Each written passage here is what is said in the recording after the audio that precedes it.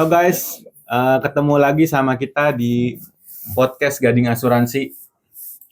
Jadi hari ini, selama ini kan kita cari informasi gimana cara menghasilkan uang dari bekerja, dari investasi, dan sekarang kita mau ngomongin gimana cara mempersiapkan di hari nantinya masa pensiun. Hari ini kita kedatangan satu tamu yang istimewa dari tim Gaspol. Kita sambut Kak Panji. Yeay. Mungkin sekilas aja Kak Panji perkenalkan diri dulu dari mungkin pengalaman dan backgroundnya Kak Panji. Oke. By the way, thank you ya udah diundang Ko Hanli, Ko Benny. Jadi namaku Panji, di Gaspol dari tahun 2021. Jadi selama ini atau sebelumnya itu aku kerja terus di beberapa perusahaan gitu, di bagian yang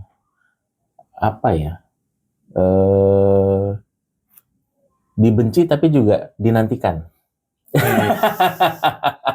oleh para karyawannya di HR sebagai HRD gitu. Kadang dibenci karena HR katanya jadi polisi perusahaan, tapi dinantikan karena kalau ngasih gajian. Oke. Gitu kira-kira, Randi. Iya. Oke, mungkin sebelum kita masuk ke pertanyaan yang lebih serius, mungkin kita main seru-seruan dulu ya. Oke. Main apa nih ngomong-ngomong? Kita main myth or fact. Kakak jawab pertanyaan dengan cepat dan tepat. Oke, kita mulai ya.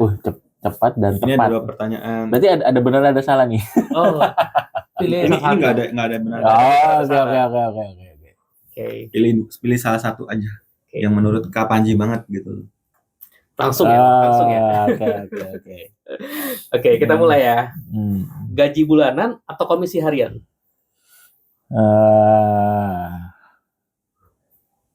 Ini pilihan yang sulit. Gaji bulanan. Oke. Slip gaji atau screenshot transfer? Screenshot transfer dong. Iya, screenshot transfer. Okay. Karena duitnya ada pasti. Kalau slip gaji, biasanya slip gajinya baru datang, duitnya udah habis. Meeting kantor atau Zoom sama nasabah? Zoom sama nasabah biasanya lebih berkesan. Pusing atasan atau pusing nasabah? Wah, itu dua-duanya pusing itu. Pusing nasabah. Oke. Lembur kerja atau lembur follow up by WA? Lembur follow up dong, jelas. Oh iya, itu paling penting tuh ya. Oke. Selanjutnya THR kantor atau bonus closing? Bonus closing. Oke. Gajian tetap atau income naik turun? Nah, lo. Pertanyaan sulit nih. Kalau disuruh milih ya gajian tetap sih. Terakhir. Pamer ID card kantor atau pamer polis nasabah? Aduh. Pamer polis nasabah lah pasti. Oke. Karena ID card tidak ada artinya. Oke. Jadi itu menggambarkan apa nih? Gue masih ada di 2 kaki. Oke, lanjut ya. Lanjut aja ya, langsung ya ke pertanyaan kita ya. Oke, boleh. Kalau menurut Kak Panji, arti masa pensiun itu apa? Aduh. Terus gimana masa pensiun yang menurut Kak Panji itu proper atau idamannya Kak Panji? Waduh. Ini belum pertanyaannya udah mendalam sekali nih, mendalam sekali ya. Kalau menurut saya ngebayangin pensiun itu ya kemudian menikmati apa yang sudah saya capai gitu. Jadi selama ini mungkin dari lulus kuliah, kemudian kerja, pensiun di umur ya mungkin 55, 60 itu berarti ya menikmati apa yang udah saya capai gitu sih menurutku pensiun itu. Terus kemudian tadi pertanyaan lanjutannya yang masa pensiun yang idamannya yang proper lah. Yang proper adalah ngomong-ngomong gue punya impian, gue punya cita-cita nanti masa pensiun gue itu akan diisi dengan gue bisa jalan-jalan ke seluruh kota di Indonesia naik mobil. Tapi mobilnya jangan yang LCGC ya, encong nanti. Mobil yang nyaman gitu, jalan santai terus jadi mungkin itu ada hubungannya sama ya tetap bisa ngejalanin kehidupannya tapi ya dengan nyaman gitu. Kira-kira.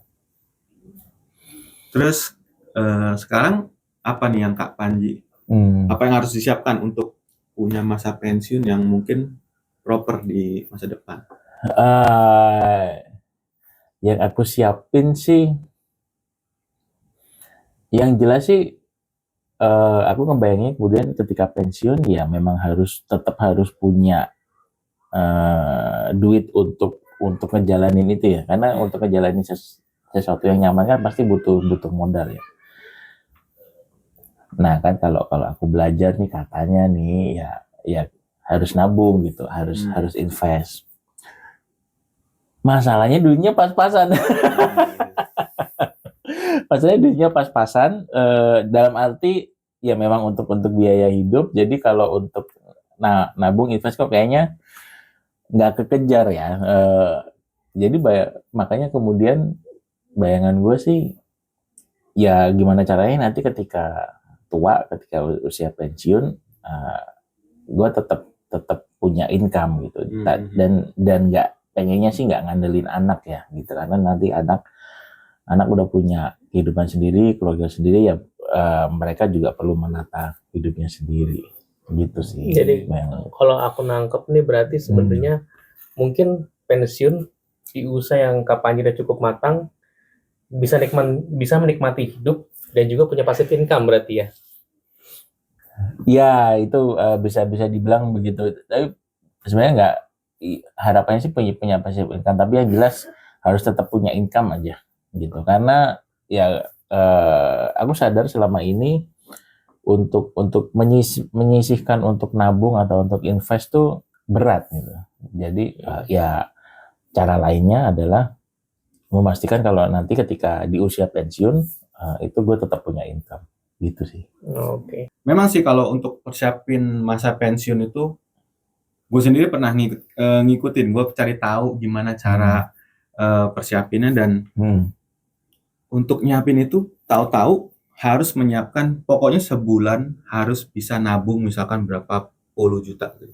Dan gue ngerasa kayak ini gue dapet duit dari mana sebesar ini gitu loh. Dengan apalagi ada keadaan ekonomi sekarang, inflasi semua tinggi, medis, kebutuhan dan lain-lain itu tinggi, ya kan. Dan tapi penghasilan kita tuh terbatas. Nah itu kalau menurut Kak Panji, kalau pandangannya Kak Panji gimana tuh? Kalau dalam bayangan gue sih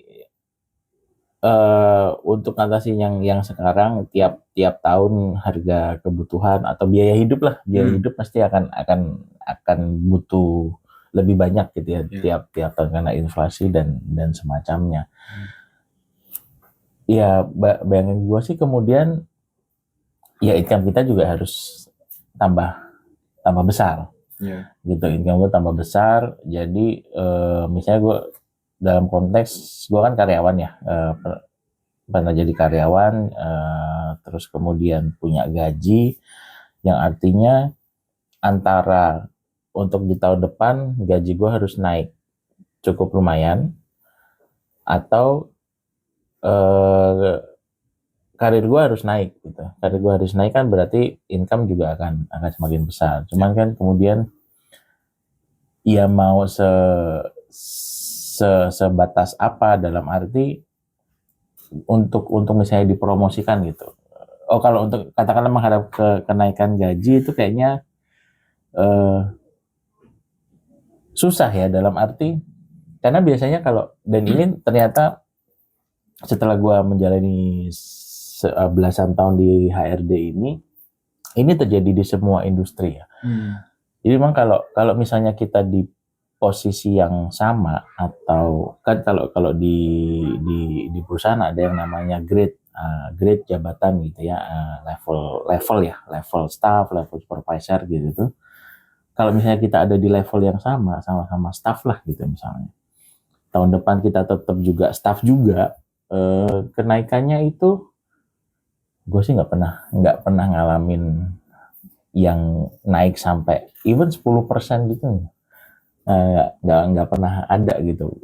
Paling banter atau paling kenceng paling maksimal 8% lah, itu udah luar biasa banget. Dan itu pun artinya penilaian kita harus dapat penilaian dari bos extraordinary gitu kan. Terus dan itu harus kerja mati-matian juga, dan cuma 8% gitu. Jadi sedangkan inflasi untuk biaya yang lain-lainnya itu bisa sampai belasan gitu kan. Jadi ya harus ambisius ngejar karir, atau ya makanya kemudian juga ya nambah sumber income jadinya begitu. Sumber income lain berarti persiapan masa pensiun itu susah ya untuk dicapai kalau kita mengharapkan dari penghasilan yang kita bilang gaji tiap bulan gitu loh. Karena kenaikan gaji ya juga nggak bisa nyambangin kenaikan harga. Nah, ya memang sih kemudian memang kalau kita lihat atau dengar cerita di medsos itu kan pasti ada aja 1-2 orang yang akhirnya udah berhasil ngumpulin uang pensiun ya. Cuman kan setelah kita cermati lagi, itu orang-orang kayak gitu tuh kemudian menjalani gaya hidup yang ekstrim ya. Yang pas kapan itu kan di Cina juga ada kan tiap hari cuman makan nasi telur gitu. Nah itu kan berarti dia membayarnya itu kan ya dengan cara gaya hidup yang ekstrimnya, yang ekstrim hematnya. Nah gue juga sadar diri bahwa gue nggak bisa tuh se ekstrim itu. Jadi akhirnya kalau gue sih cara ekstrim gue adalah ya gue bekerja lebih keras lagi untuk juga ada sumber income yang lain. Jadi gue kerja dan juga ya gue ngejalanin bisnis ini gitu ya.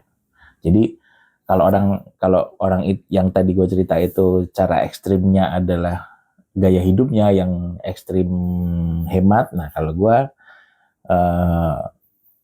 kerjanya yang ekstrim lebih keras gitu ya, kerja jadi karyawan juga,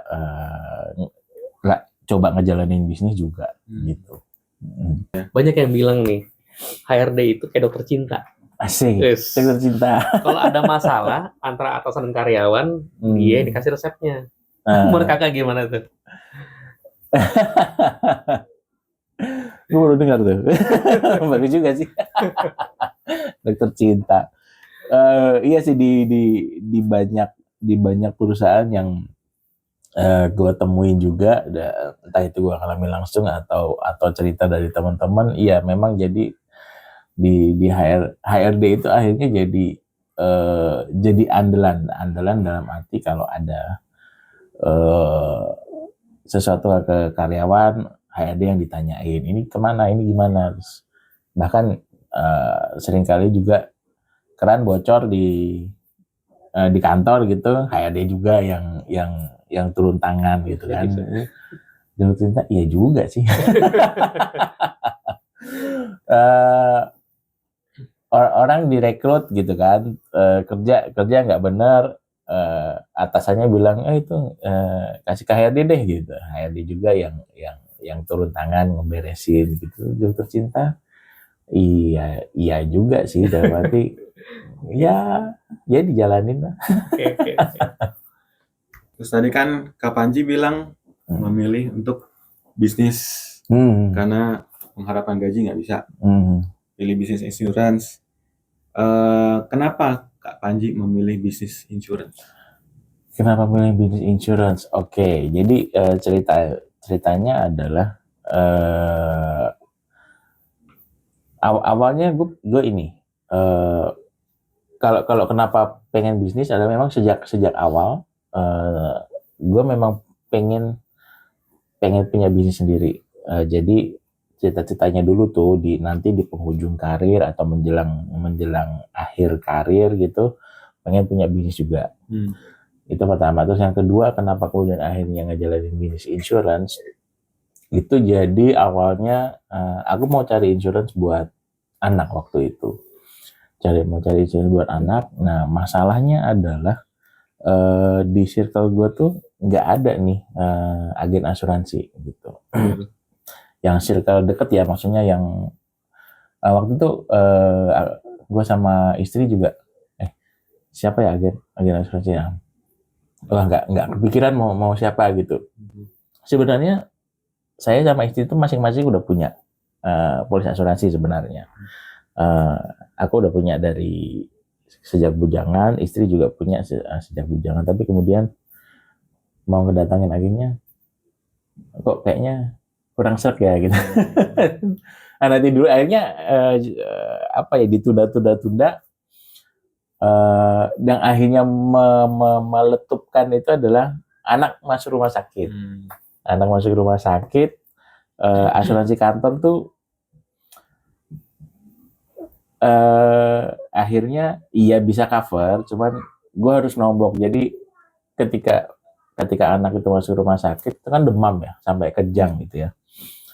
Kan itu baru dan itu langsung di depan gue gitu, anak gue kejang di bangkuan gue gitu.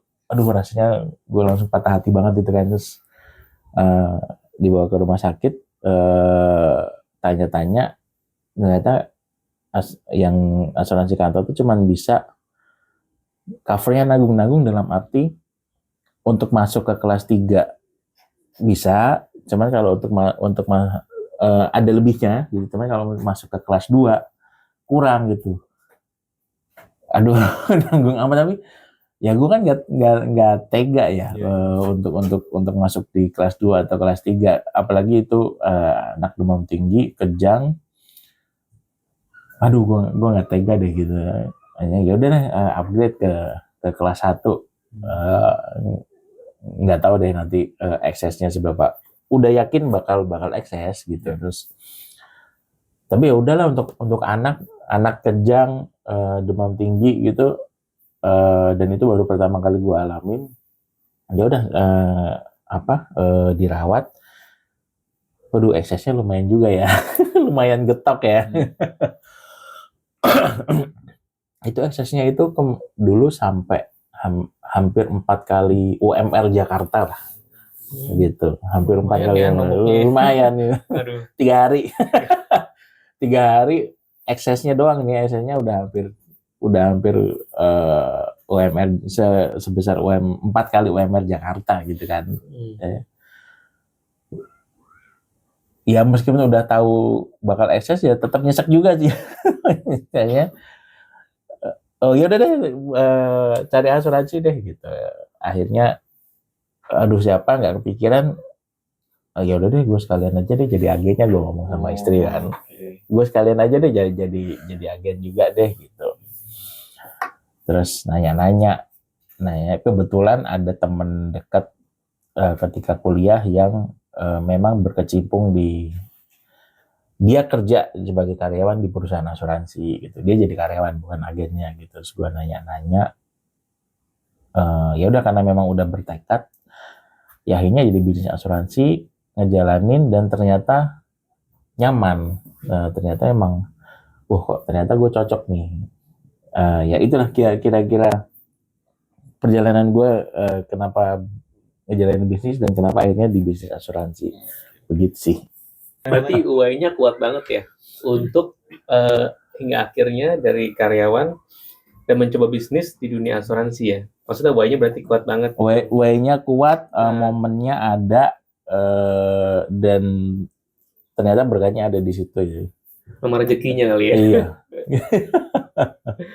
Tapi luar biasa juga ya, maksudnya Hmm. kayak memang itu sesuatu yang harus bayar harga ya. Maksudnya kayak memang kalau untuk kerja kantoran memang kita dapat gaji full, tapi hingga akhirnya berani untuk melepas comfort zone-nya untuk mencoba di bisnis insurance itu luar biasa ya. Maksudnya itu salah satu mental pebisnis sih menurut aku ya, karena orang pebisnis itu harus berani melangkah, nggak cuman memberikan kenyamanan pada posisinya dia gitu, karena di dalam setiap bisnis itu memang nggak semuanya itu mulus, ada naik turunnya itu hal wajar gitu. Jadi maksudnya kayak berani untuk memulai melangkah tuh luar biasa sih. Maksudnya kongres juga lah buat si Kak Panji, udah coba di insurance, luar biasa sih, nekat juga, tapi juga puji Tuhan jalannya lancar gitu kan.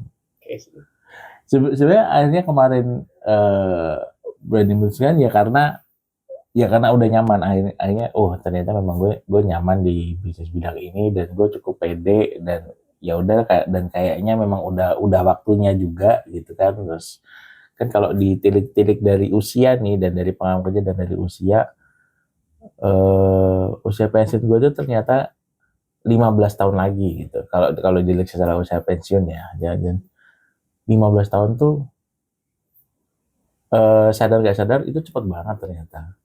Orang sekarang ini aja nih gue udah, sebenarnya ini udah di tengah-tengah karir kan. Gue di HRD jadi karyawan 15 tahun. 15 tahun lagi gue juga pensiun, mulai masuk usia pensiun gitu ya. Iya, di tengah-tengah karir sih, dan ya itu tadi momennya ada, terus kemudian ternyata cocok di sini, ya udahlah, kenapa enggak gitu. Keren sih, keren ya. Nah, yang salah satu yang berkesan dari gua ke Kak Panji ini, Kak Panji ini menjalankan bisnis insurance-nya, dia fokus sama sosial media. Nah, ini yang gue paling suka, karena gue juga memilih jalan seperti itu. Kalau Kak Panji gimana? Cara jualan lewat sosial media. Nah, oke. Ini menarik, dan sebenarnya gue nggak nyangka kalau sosial media bisa dipakai untuk jualan ya, bisnis lah, terutama apalagi asuransi. Dan tapi ternyata memang ini jadi zona nyaman baru bagi gue untuk membangun credibility lah, gue sebagai pebisnis di asuransi ini. Dan ya itu tadi, itu sebenarnya juga kombinasi antara momennya ada, terus gue ketemu ke komunitas dan mentor yang tepat, dan ternyata memang satu vibe ya, gue dengan mentor dan komunitas yang ada, dan memang diajarinya memang lewat sosial media. Nah, kenapa kemudian kemarin sebenarnya kenapa kemudian lewat sosial media? Karena waktu gue mulai bisnis asuransi ini, kan gue masih jadi karyawan ya. Gue masih jadi karyawan, HRD pula gitu kan. Dan memang secara etikanya kan memang tidak diperkenankan untuk karyawan punya bisnis lain, terutama yang bisnisnya ada hubungannya dengan perusahaannya sekarang. Nah, ya memang kan sebenarnya di balik itu biar nggak ada konflik kepentingannya,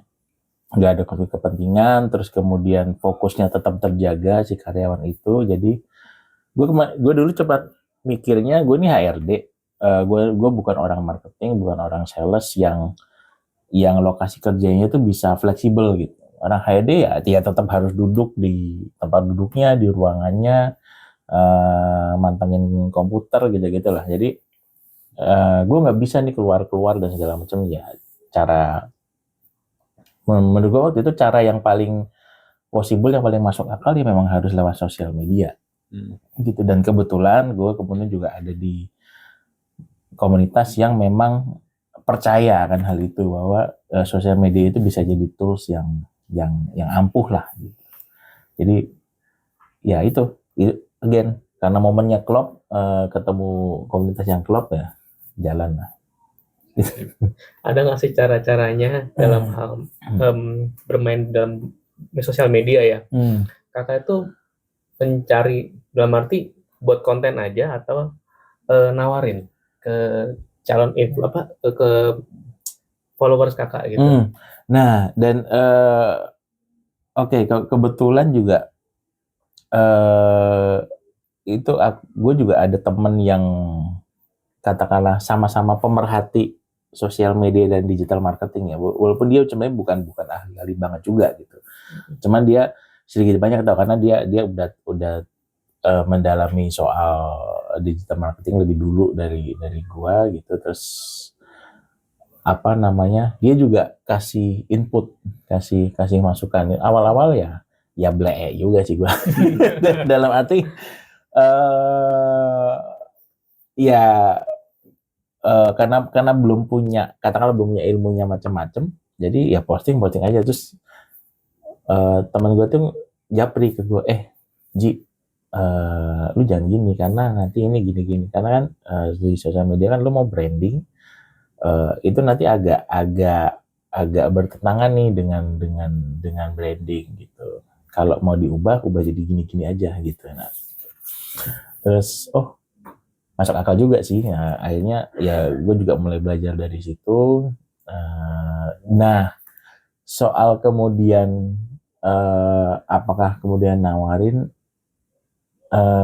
oke, jadi pada dasarnya ketika gue masuk ke bisnis asuransi ini, sebenarnya semua cara udah pernah gue coba, semua cara yang memang diajarin bagaimana aja yang bisnis asuransi, termasuk nawarin, termasuk entah itu broadcast atau nawarin atau ngomong ke orang gitu, dan termasuk ngelakuin social branding di sosial media, semua udah gue lakuin.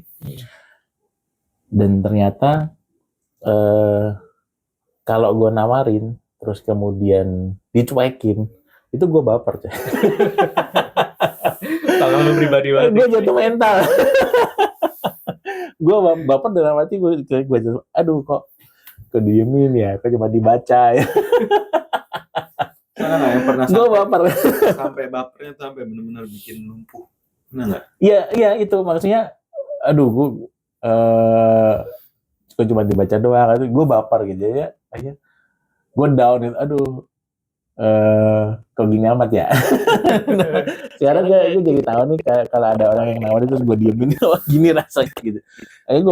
Tapi karena ya itu tadi, gue nyoba semua hal, ternyata yang A, aduh kok gue nggak cocok ya. Tapi memang waktu itu sempat gue ulangin lagi, dalam arti ya gue coba, siapa tahu nanti kalau udah lama-lama mungkin nggak apa-apa atau enggak nih. Ternyata ya akhirnya gue capek sendiri karena gue harus ngelakuin banyak hal. Ada satu yang ya udahlah, akhirnya gue milih ya udah dari branding di sosial media aja deh. Jadi selama ini akhirnya gue fokusnya memang branding di sosial media dan hampir nggak pernah nawarin sebenarnya. Hampir nggak pernah nawarin. Jadi itu selalu datang pada nanya, gimana gue jelasin, terus pada curhat dalam arti, gue punya polisi ini gimana menurut lo gitu. Jadinya gitu, menurut gue itu, bagi gue itu lebih nyaman bagi gue sih gitu. Mungkin kalau dengar teman-teman lain di komunitas atau di satu tim itu ada yang berhasil dengan cara nawarin dan segala macam, ya sebenarnya kan memang harus begitu ya, cuman ternyata gue belum sekuat itu ya. Gue belum sekuat itu mentalnya, belum jadi klik ya. iya, mentalnya belum sekuat itu, jadi yang karena sekarang ini udah jalan, ya udah gue tetap jalanin ini aja dengan cara gue yang branding di sosial media gitu. Oke. Dengar-dengar tuh punya website sendiri katanya. Website itu. Iya, website ya. Cari asuransi.com ya. Itu salah satu maksud gue tuh yang bagus juga sih, karena orang kalau nyari asuransi, agent nggak punya, teman nggak punya, saudara nggak punya yang jadi agent, cari kemana ya? Cari asuransi.com ya. Ya apa, itu juga gue juga karena belajar itu tadi ya, belajar belajarnya ya baca-baca sendiri, ngelihat medsos gitu.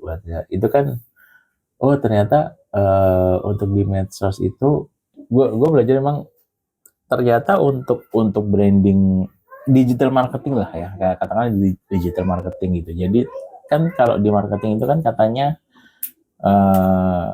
gue juga gue belajar, gue explore sendiri. Marketing itu kan kita nawarin ke 100 orang gitu ya, atau message-nya itu sampai ke 100 orang, kemudian kan 10 yang akhirnya penasaran dan akhirnya nanya-nanya, terus satu closing gitu misalnya, atau satu beli gitu.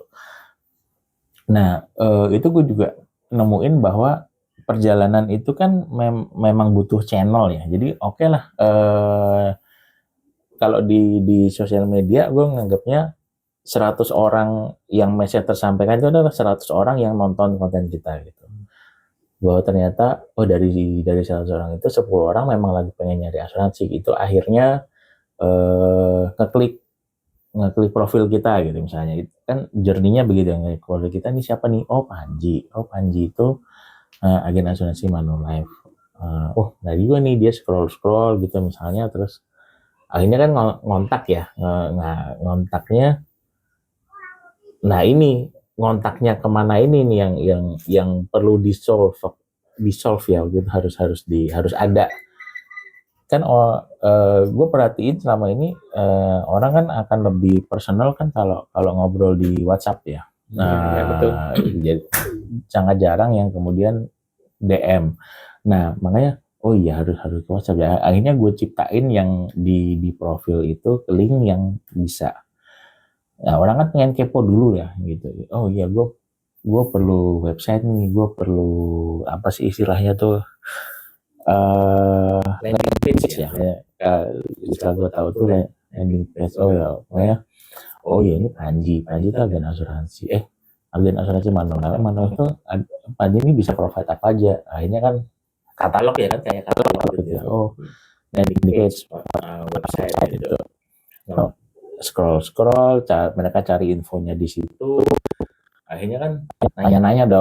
Nah di situ gue kasih linknya langsung ke WhatsApp. Akhirnya ngobrol gitu. Karena oh iya benar juga. Akhirnya ya udah gue bikinin deh. Dan ini pun website yang sekarang ada gue punya tuh yang cariasuransi.com, ya itu juga perjalanan juga sih, karena sebelumnya juga gue pakai landing page yang free gitu, yang gratisan.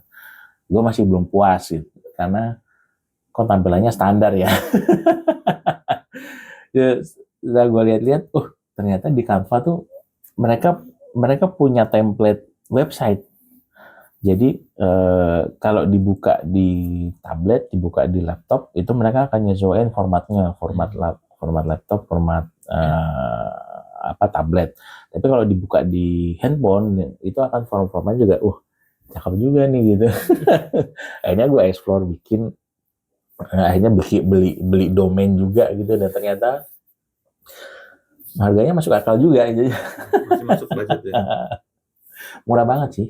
Murah ya. Ternyata gue bikin sendiri di Canva, domainnya beli, dan ternyata di Canva tuh bisa beli domain juga. Oh gitu. Bisa juga. Iya. Jadi one stop solution, tapi memang harus Canva yang ini ya, harus Pro. Canva yang versi web, bukan yang aplikasi. Kalau aplikasi kayaknya nggak bisa, harus web. Jadi tujuannya itu sih, biar orang lebih, orang yang memang lagi nyari atau tertarik tuh bisa kepo-kepo dulu. Oh ini bagus nih, terus kontak gitu sih. Ada nggak itu dari tambahan? Ada fun fact juga nih. Ada banyak agent di tim Gaspol ini yang punya income bola salju. Pernah dengar nggak? Income bola salju. Iya. Nah, kalau sistem bisnis asuransi yang memungkinkan gulungan komisi dari tim penjual pribadi yang makin besar terus. Nah, menurut Kak Panji gimana tanggapannya? Maksudnya untuk di bisnis asuransi ini kan orang bilang ada bisnis yang punya income bola salju. Buat Kak Panji gimana? setelah gua menjalani bisnis ini, akhirnya gue sadar yang tadi disebut income bola salju itu sebenarnya sesuatu hal yang make sense, dan itu semua terjadi di semua bisnis sih. Cuman memang menariknya kalau jadi gini, kalau di menurut gue ya, kalau di bisnis biasa itu kan misalnya kita buka warung nih, warung pecel lele. Kemudian kan warung pecel lele itu kan terbatas ya, kapasitas misalnya satu warung 10 kursi, 10 pengunjung dalam satu waktu gitu. Kalau mau dapat revenue atau income lebih besar kan berarti antara kapasitasnya harus digedein atau kita tambah warungnya. Jadi kayak buka cabang gitu kan. Nah, menurut gue sih ya karena itu aja sih. Jadi bisnis itu kan memang kalau mau gedein income-nya, gedein revenue-nya ya digedein kapasitasnya di satu tempat itu, atau ya kita tambah di spot-spot lain. Sama kayak kalau di bisnis asuransi itu kan, ya kalau lo mau income lebih besar, kalau mau income lebih besar itu kan ya jualan kita harus digedein, atau ya kita punya tim untuk ngejalanin juga, untuk jualan juga. Itu sama kayak berarti buka cabang, bisnis kita kan, entah itu warung, warung makan gitu. Memungkinkan nggak sih Kak untuk persiapan dana pensiun? Karena kalau kita pikir ya, bisnis itu kalau misalnya dengan gulung bola salju itu kan semakin hari, semakin tahun kan semakin menggulung terus sampai tahun depan. Memungkinkan nggak sih untuk persiapan dana pensiun untuk suatu saat kita nanti udah tua gitu? Oke, ya menurut gue sih itu hal yang masuk akal, logik, dan ya sangat memungkinkan. Karena ya itu kan sama aja kayak kita bikin bisnis ya. Kita punya makan warung pecel lele itu tadi, misalnya warung pecel lele, akhirnya setelah kita udah tua, udah ya pengen istirahat gitu kan, akhirnya diserahin ke entah itu ke karyawan, entah itu ke anak-anak. Terus karena katakanlah kita punya kepemilikan atau punya saham di situ, ya tetap ada bagi hasil gitu kan. Ya kan sebenarnya sama juga dengan ngejalani bisnis asuransi ini kan. Maksudnya kita udah punya tim, kita udah punya banyak cabang, akhirnya mereka jalan, ya ada bagi hasilnya juga gitu kan. Jadi ya itu tadi, kemudian akhirnya jadi income di kita ketika nanti di pensiun begitu. Jadi sangat memungkinkan ya. Yes, sangat memungkinkan sekali. Ada nggak sih Kak pesan untuk generasi muda, anak muda sekarang nih, yang mau nyari bisnis atau second income? Oke. Ini benar-benar gue alamin, dan benar-benar gue baru iya, itu setelah belum lama ini gitu, setelah ngejalanin semua, bahwa kita tuh nggak pernah tahu ternyata rezeki kita tuh gimana. Yang kita bisa lakukan adalah kita cari. Nah, kita dengan caranya mencari itu, menurut gue ya, itu dengan mencoba. Sebelum akhirnya gue ketemu bisnis asuransi ini, sebenarnya bukan bisnis pertama gue sebenarnya. Bahkan ya sempat kecil-kecilan, termasuk jualan telur lah gitu, jualan produk-produk kesehatan gitu. Dan ternyata it didn't work ya, maksud dalam arti ternyata memang bukan rezeki gue di situ. Baru akhirnya setelah nyoba beberapa, ketemu bisnis asuransi ini, dan ternyata gue enjoy. Ternyata memang kok kayaknya ini rezeki gue ya, kayaknya ini memang jalan gue gitu. Jadi menurut gue, kita nggak tahu nanti rezeki kita gimana. Yang perlu kita usahakan ya nyoba. Karena pun nyoba, apakah pasti berhasil? Ya enggak juga. Tapi kalau kita nggak nyoba, itu udah pasti nggak berhasil gitu. Tapi kalau kita nyoba, bisa ada dua kemungkinan nih. Antara kita belajar atau kita nggak berhasil atau kita belajar itu kan, atau ya kita berhasil gitu. Tapi kalau nggak pernah nyoba ya pasti nggak berhasil dan nggak pernah belajar juga. Jadi Bener memang banget ya. jadi memang dan belum tentu juga memang rezekinya kalian gitu, rezekinya A, apakah di bisnis asuransi ya belum tentu juga, tapi paling nggak lu udah nyoba, lu udah belajar bahwa untuk siapa tahu nanti di bisnis yang lain berhasil. Tapi paling nggak nyoba dulu aja, berhasil atau enggak. Kalaupun nggak berhasil ya berarti itu kita belajar kan. Tapi siapa tahu nyoba di bisnis lain berhasil. Ya kayak yang sebelumnya gue udah pernah nyoba bisnis yang lain. Itu juga gue belajar bahwa dulu gue pernah begini nggak berhasil, akhirnya gue coba cara lain. Ternyata bisa. Jadi pesannya ya udah memang harus dicoba dulu dan kalau bisa sih coba semua, karena kita nggak tahu nanti yang berhasil di mana. Dan gue sukanya bisnis asuransi adalah ini tuh kita nggak jalan sendiri gitu. Kita punya komunitas, kita punya mentor, dan menurut gue ini jadi bisnis yang sangat worthy untuk dijalani kalau kita mau transisi dari karyawan jadi pebisnis. Karena gue nemuin bahwa kita mau transisi dari karyawan ke bisnis itu ternyata memang beda banget. Gue yang 15 tahun jadi karyawan, pernah nyoba jualan telur itu tadi, ternyata memang beda banget. Beda banget ya. Dan gue sendirian waktu itu, nggak ada siapa-siapa yang ngajarin. Gue nggak tahu nih, siapa tahu juga ya ada komunitas pedagang telur, kan gue juga nggak tahu ya. Maksudnya gue nggak punya circle-nya gitu. Tapi di asuransi ini adalah gue punya mentornya gitu. Gue punya mentor, gue punya komunitas.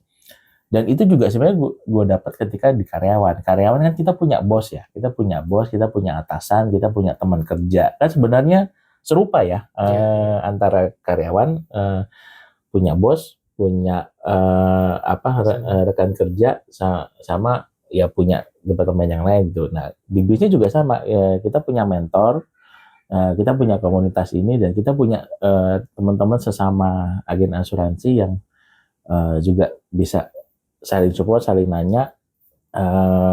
Gue nggak sendirian gitu. Itu yang gue suka di bisnis asuransi. Jadinya menurut gue sih jadi salah satu bidang yang worth to try. Kalau misalnya lu awalnya karyawan mau transisi ke doing business gitu sih.